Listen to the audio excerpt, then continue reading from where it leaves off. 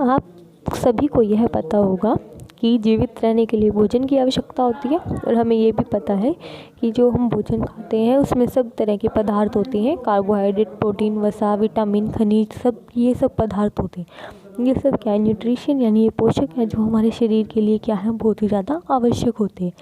अब आपको पता होगा कि जैसे हमें भोजन की आवश्यकता होती है, ऐसे ही जो पौधे होते हैं उन्हें भी भोजन की आवश्यकता होती है। पर क्या हम अपना भोजन स्वयं बनाते हैं? नहीं, हम दूसरों के लिए दूसरों पे निर्भर होते हैं। बनाते तो हमको होता है, पर जो भी खाद्य सामग्री हम यूज़ करते हैं वो हम बाज़ार से लाते हैं या कहीं से भी परचेज़ करते हैं। लेकिन जो पौधे होते हैं वो अपना भोजन क्या करते हैं, खुद बनाते हैं। जो पादपों में पोषण की विधि होती है उसको क्या कहते हैं? जो संजीवों द्वारा भोजन हम ग्रहण करते हैं, उस भोजन ग्रहण करने को क्या कहते हैं? हम पोषण कहते हैं। और वे विधि जिसमें हम अपना भोजन खुद बना लेते हैं, खुद तैयार करते हैं, उसको हम क्या कहते हैं? स्वपोषण, यानी कि खुद के द्वारा बनाया गया भोजन।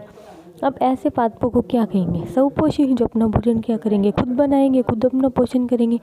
लेकिन कुछ ऐसे जंतु एवं अधिकतर ऐसे वन्य जीव होते हैं जो पौधों द्वारा तैयार किया गया भोजन खाते हैं, उन्हें क्या कहेंगे? हम विषमपोषी कहेंगे।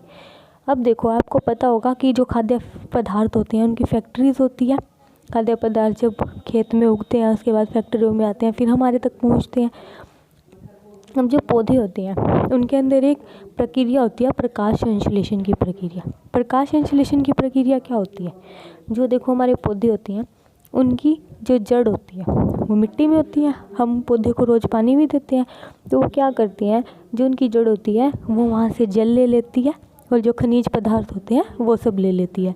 ये सब लेने के बाद वो क्या करती है, सारा का सारा जो ये मटेरियल होता है, खनिज पदार्थ और जल, वो जो तना होता है, उसका जो स्टेम होता है, उसके सहारे कहाँ चढ़ जाता है, वो पत्तियों तक पहुँच जाता है।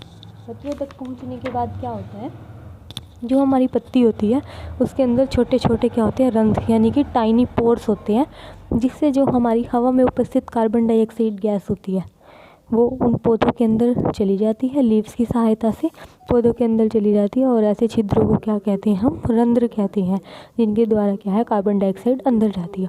अब पौधे ने अपनी जड़ से ले लिया मटेरियल, बाहर से क्या ले ली, कार्बन डाइऑक्साइड ले ली, और जो सूर्य का प्रकाश होता है वहाँ से क्या ले लिया, सूर्य का प्रकाश ले लिया। और जो पत्तियाँ होती हैं उनमें क्या होता है, क्लोरोफिल नाम का पदार्थ होता है, ग्रीन कलर का जो पिगमेंट होता है वो होता है क्लोरोफिल, जो क्या करता है, सूर्य के प्रकाश से जो हमने ऊर्जा ली है उसका संग्रहण करता है, उसको इकट्ठा करता है। वो इकट्ठा हो जाता है तो उसके बाद क्या होता है, उसमें प्रकाश संश्लेषण की प्रक्रिया होती है, यानी वो अपना भोजन खुद बनाते हैं ये सब चीज़ें इकट्ठे करके, जैसे क्लोरोफिल, सूर्य का प्रकाश, कार्बन डाइऑक्साइड, जल, ये सब क्या है, प्रकाश संश्लेषण के लिए आवश्यक सामग्री है। जैसे कि आपको इस फिगर में ऊपर दिख रहा होगा, इस पेज पे ऊपर फिगर बनी हुई है कोशिका की। ये कोशिका क्या होती है, जैसे कि हमारा घर है वो ईंटों से मिलके बना हुआ है, एक दीवार बनाते हैं तो ईंट ईंट को जोड़ के हम दीवार बनाते हैं, ऐसे ही ये क्या बनी हुई है, ये एक कोशिका कहलाती है, जो अलग अलग टाइप की सूक्ष्म इकाइयों से मिलके बनी, यानी सेल से मिलके क्या बना होता है, टिश्यूज़ बना होता है। तो जो ये कोशिका है इसमें आपको दिख रहा होगा कि एक केंद्रक है जो इसके क्या है, सेंटर में स्थित है, वो क्या है, केंद्रक। एक है कोशिका द्रव्य, कोशिका द्रव्य यानी कोशिका के अंदर जो तरल पदार्थ है वो क्या है, कोशिका का द्रव्य है। और जो इसका बाहर का पार्ट है, आउटर पार्ट, वो क्या, उसकी झिल्ली है, झिल्ली यानी उसका एक पतला सा कवर है जिसको हम झिल्ली बोल रहे हैं, ठीक है। ये क्या है, हमारा कोशिका का आरेख चित्र। अब हम प्रकाश संश्लेषण के बारे में पढ़ रहे थे, हमने पढ़ लिया था कि पौधे कैसे प्रकाश संश्लेषण की प्रक्रिया को करते हैं। अब हम क्या पढ़ेंगे, उसकी एक रिएक्शन पढ़ेंगे कि क्या रिएक्शन होती है। और जो सूर्य का प्रकाश है वो तो सभी जीवों के लिए आवश्यक होता है। आपको जैसा कि इस चित्र में दिखाई दे रहा है कि सूर्य का प्रकाश आ रहा है, पौधे के ऊपर गिर रहा है, पत्तियों के ऊपर, और वो क्या कर रही है, प्रकाश संश्लेषण की प्रक्रिया कर रही है, क्योंकि पत्तियों में क्या प्रेजेंट है, क्लोरोफिल प्रेजेंट है। जल एवं खनिज उसने कहाँ से ले लिया, उसकी जड़ से ले लिए। कार्बन डाइऑक्साइड कहाँ से ले ली, हवा में उपस्थित थी जो वहाँ से ले ली।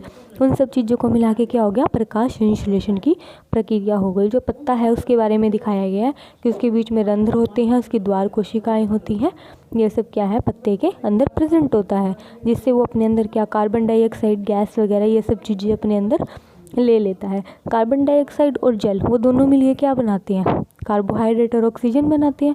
सूर्य का प्रकाश वो क्या होता है, वहाँ पर कैटलिस्ट की तरह काम करता है। जो कार्बोहाइड्रेट बाहर निकलती है वो क्या होती है, एटमॉस्फेयर में चली जाती है, और जो पौधे होते हैं वो ऑक्सीजन को बाहर छोड़ते हैं जिसको हम ग्रहण करते हैं। आज के लिए